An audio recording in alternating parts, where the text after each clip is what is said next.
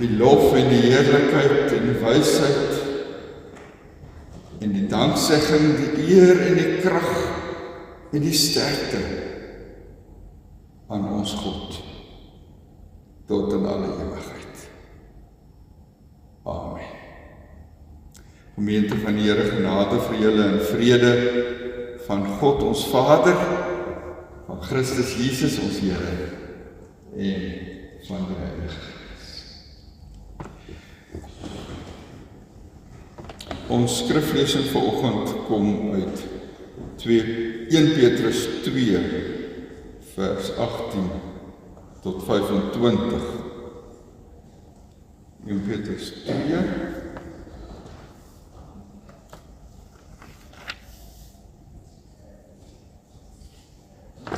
voor ons saam lees, kom ons bid saam.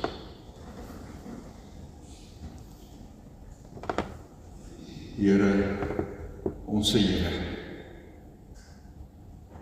wonderlik is U naam oor die hele aarde. Hier in die oorgang van die seisoene waar lente sukkel om weer te kom en die natuur nat is. Beleef ons dit maar net weer, Here, dat U die skepper en die onderhouer van alle dinge is. Dat ons kan uitsien na 'n goeie jaar waar die grond sy opbrengs sal lewer. Ons verwagting is op U.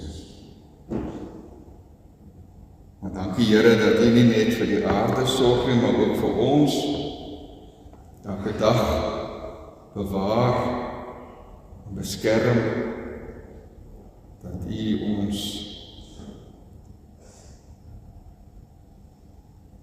versorger is, dat ons oë hemelwaarts kan rig en kan vra, gee ons vandag ons dagse brood. Here, ons aanbid U as die voorsiener van alle dinge. Ons aanbid die Here Jesus as ons verlosser.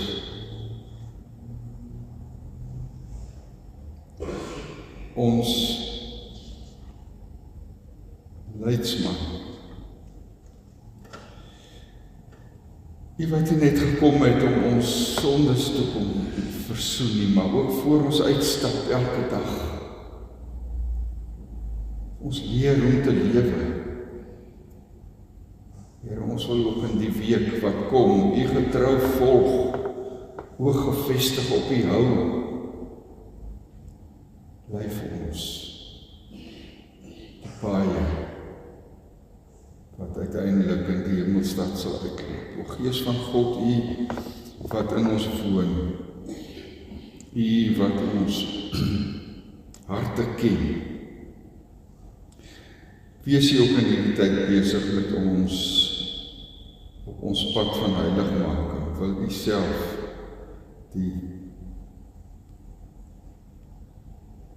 die verligting in ons verstand gee, dat ons die Bybel kan lees en dit kan verstaan en lei ons deur die woord, o Gees van God. Ons bid vandag vir die kerk, Here, ons bid in besonder vir die synode wat later in die week vergader, dat U ook self die leiding sal gee. Hou U kerk vas, Here. waar magte die kerk wil uitmekaar ruk en skeer, bely ons dat U die eienaar van die kerk is, die hoof van die kerk, Here Jesus, dat die kerk U liggaam is, en daarom pleit ons by U om genade. Hou ons vas. Seën ons ook nou, Here, as ons uit die woord gaan lees, dat U dit in ons harte ingrafeer. Ons bid dit in Jesus naam. Amen. 1 Petrus 2, ons lees vanaf vers 18.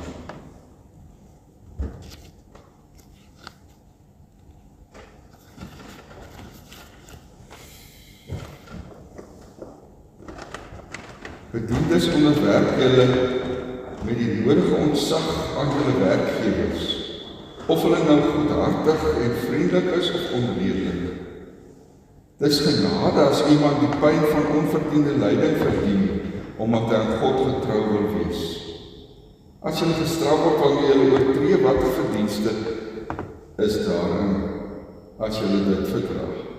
Maar om lyding te verdra wanneer julle goed doen, dit is genade van God. Dis hiervoor is julle ook geroep, omdat Christus self vir julle gelei en so vir julle 'n voorbeeld gestel het, sodat julle in sy voetspore kan volg. Hy het geen sonde gedoen nie, en uit sy mond het daar nooit 'n leuen gekom nie. Toe hy beledig is, het hy nie terugbeledig nie. Toe hy gelei het hy nie gedreig nie, maar alles oorgelaat aan hom wat regverdig oordeel. Hy het self ons sondes in sy liggaam aan die kruis gedra. Daardeur is ons vir die sondes dood en kan ons lewe in gehoorsaamheid aan die wil van God. Deur sy wonde is julle genees. Julle het immer so skape rondgedwaal, maar nou het julle teruggekom na julle herder en die bewaker van julle lewe. Dis die woord van die Here vanoggend. Ek lees weer vers 19. Dis genade as iemand die pyn van onverdiende lyding verdien, omdat hy aan God getrou wil wees. Vers 21, is hiervoor is julle ook geroep, omdat Christus self vir julle gelei het, so vir julle voorbeeld gestel het, sodat julle in sy voetspore kan volg.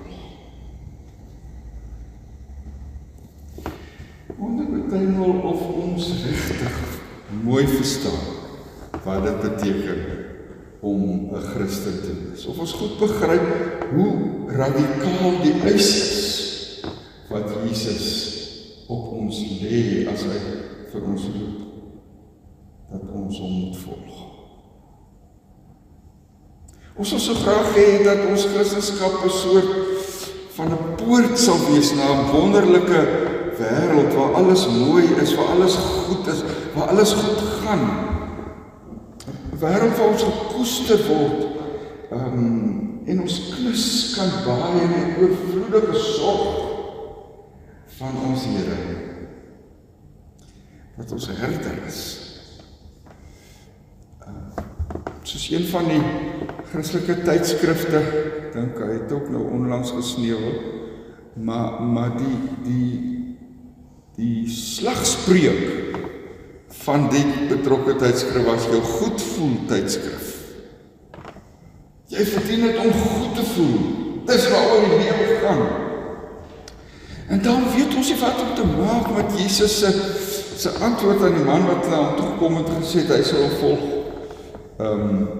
En dan antwoord Jesus daar in Matteus 8 vers 20, jakkalse het gate en voëls het neste, maar die seun van die mens het nie sy rusplek vir sy kop nie. Ek meen, hoekom ontmoedig Jesus 'n man wat uit sy eie na Jesus toe wil kom en hom wil volg? Hoekom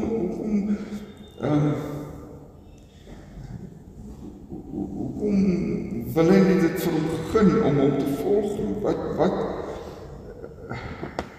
Wat was dan nou die probleem? En daarom is ons net soos Petrus daai aand, onthou julle by die laaste nagmaal voor Jesus gekruisig is, het Jesus mos 'n doek om sy lyf gebind en 'n skottel water gevat en almal se voete gewas. En Petrus is erg verleë daaroor, hy sê, Here, U kan nie my voete was. Ons is verleë met die Here wat ons ken. Want ons is koningskinders. Hoekom moet ons aan dienaars wees en die nek buig in hierdie wêreld? Dan weet ons nie wat om te maak as ons swaar kry nie. Hoe kan God dit toelaat? So vra ons. Hoekom doen hy dit aan my? Hoekom gaan dit sleg met goeie Christen mense? Gee hy dan nie om vir my nie? Is hy dan nie 'n God van liefde nie? So vra mense gou, as dinge nie loop soos hulle dit wil hê nie. Tel dit niks by hom, dat ek sy kind is nie. Gee my Christenskap my dan nie 'n voorsprong in hierdie wêreld nie. Die slagspreuk van die moderne wêreld is in die woorde van een van die skoonheidshuise, L'Oreal, because I'm worth it.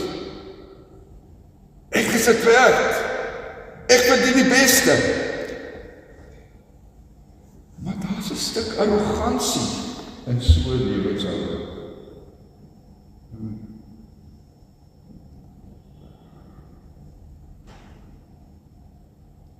Dit skree teen alles waaroor Christenskap eintlik gaan. Ek sien eendag 'n vrou met 'n T-hemp aan. En op die T-hemp staan, "It's all about me." Dis wat die wêreld wil hê ons moet glo, dat die wêreld om jou draai. Jy verdien die beste.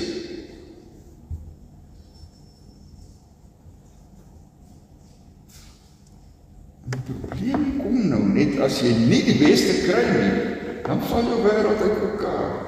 Wanneer jy nie bevordering kry wat jy weet jy verdien.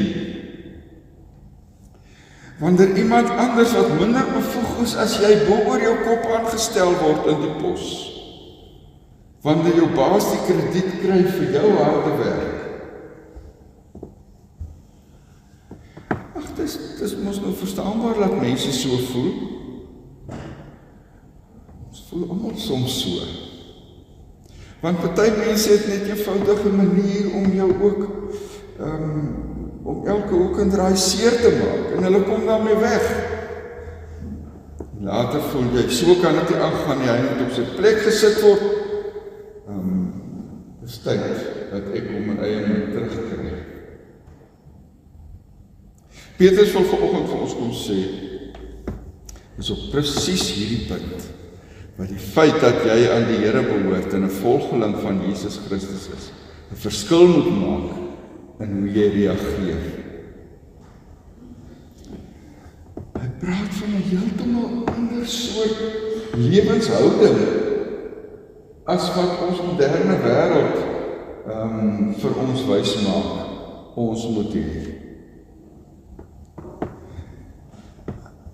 Hy weet niks van hierdie goedvoel mentaliteit, waar dit meestal om myself, om my eie plesier, my eie regte en my eie verwesenliking gaan.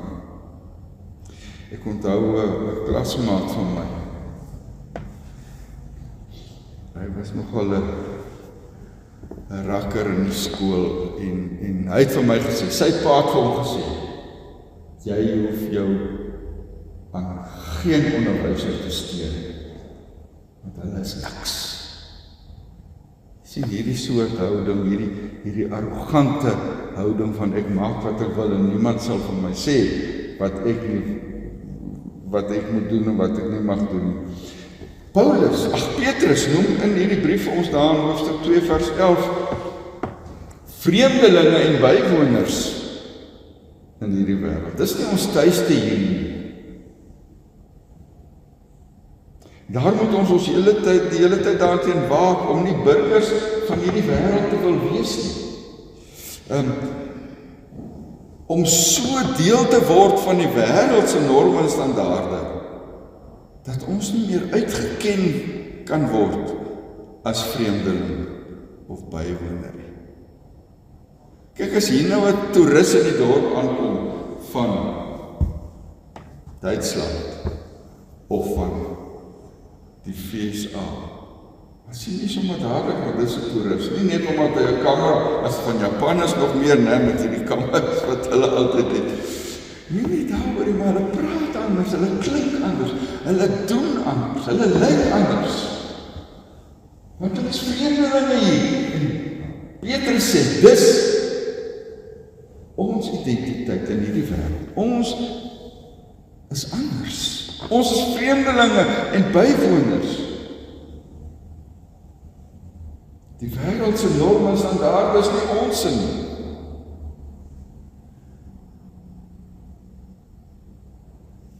Meeste mense aan wie Petrus hierdie brief skryf, was slawe.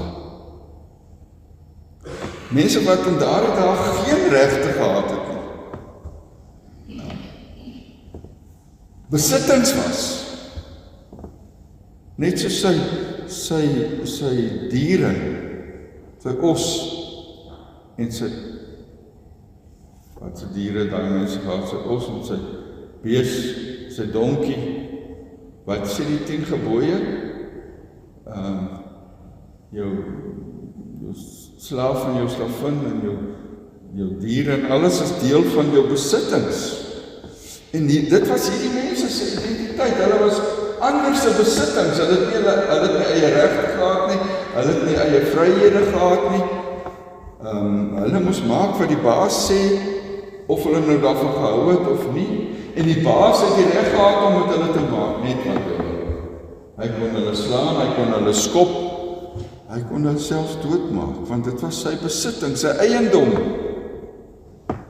oor wie hy absolute seggenskap gehad het. Nou kan mens jou indink, hoe 'n slaaf moes gevoel het as die eienaar hom beskuldig van goed wat hy nie gedoen het nie, en hom onskuldig straf, al as hy nog probeer om goed te doen. Een van die mooiste voorbeelde van so'n situasie natuurlik Josef, wat as slaaf verkoop is in Egipte, en daar in Potifar se huis die Here dien, en dan beland hy in die moeilikheid met Potifar se vrou, en hy beland in die tronk.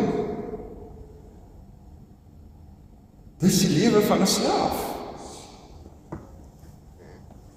En wat sê die woord daarvan?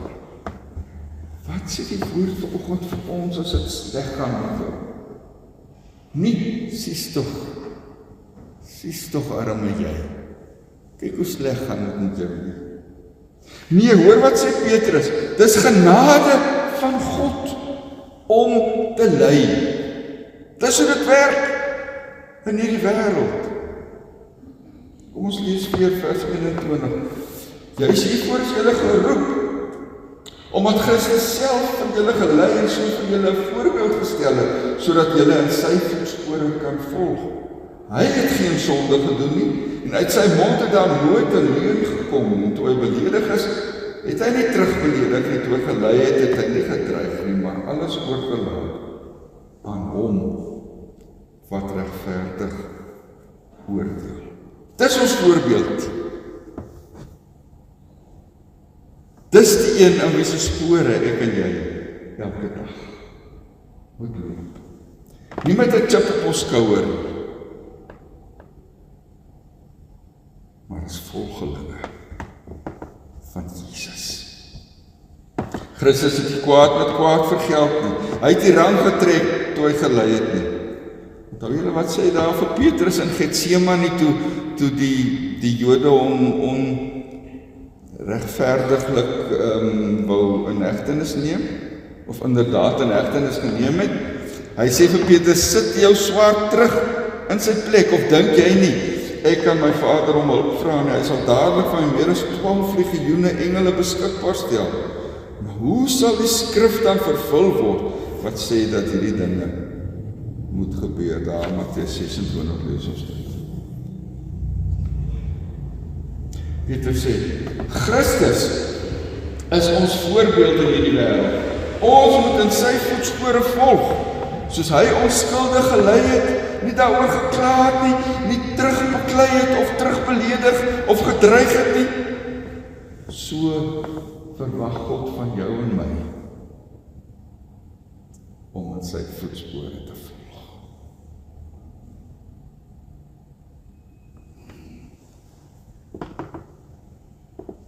Dalk sê jy nou daar nou, ja, maar die Here, Petrus ken nie my situasie.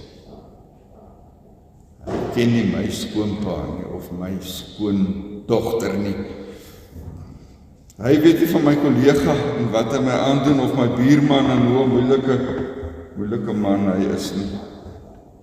Iemand sê vir my, toe ek nog in die bediening was, hy sê, sy buurman het nou, of 'n nuwe ou het sy buurplaas gekoop, en hy het daar hele plaas onder milies gesit, en hy sê vir hom, hy sink net die een boorgat na die ander, hy sê, jong, ek vat nou jou water, net so sê hy vir hom.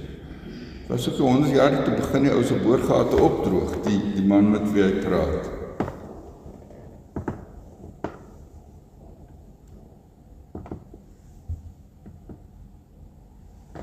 Daar kon hy ook gevoel het Petrus ken nie sy buurman nie. Petrus, weet jy hoe 'n monster op 'n man as hy kwaad is? Hoe akelig die ander kinders in die klas met my is? Petrus, jy's nie realisties nie, dit werk nie so in vandag se lewe nie. As jy so maak, sal jy nêrens kom in die lewe nie. Hoe sê die spreekwoord, nice guys come second. As jy wil gaaf wees en vriendelik wees, dan trap almal op jou. Ken die Duitse teoloog, Dietrich Bonhoeffer, het gesê, as Christus jou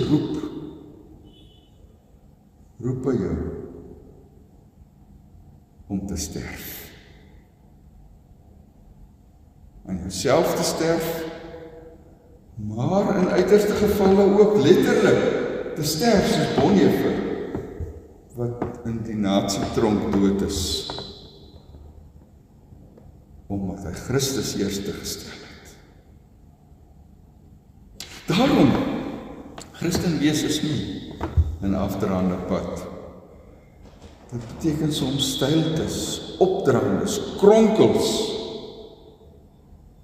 Maar ons het ons gekies om die Here te volg. Hy het jou geroep om sy disipel te wees, en jy het geantwoord, hier is ek. Jesus het geroep, en waar hy lei, so het ons altyd gesing, sal ek heen gaan. Of meegaan, ekskuus. Selfs al loop die pad deur donker dieptes, soos Dawid daar in Psalm 23 bely. Maar ook daar hoef ek nie bang te wees nie, so sê Dawid vir ons van, die Here is by ons. In sy hande is ons veilig. Soos Petrus hier sê in vers 25, julle het immers so skape rondgedwaal, maar nou het julle teruggekom na julle herder en die bewaker van julle lewe.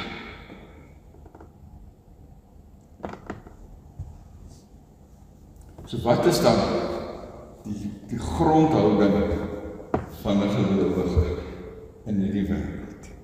Dit om te sterf aan jouself. Die woorde van Johannes die Doper, hy moet meer word en ek minder. Verloon jouself, neem jou kruis op en volg Jesus. Dis geloof. Dis navolging. Dis waartoe die Here Jesus ons roep.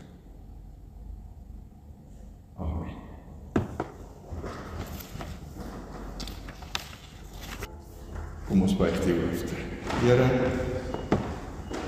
ons wil U self so graag volg.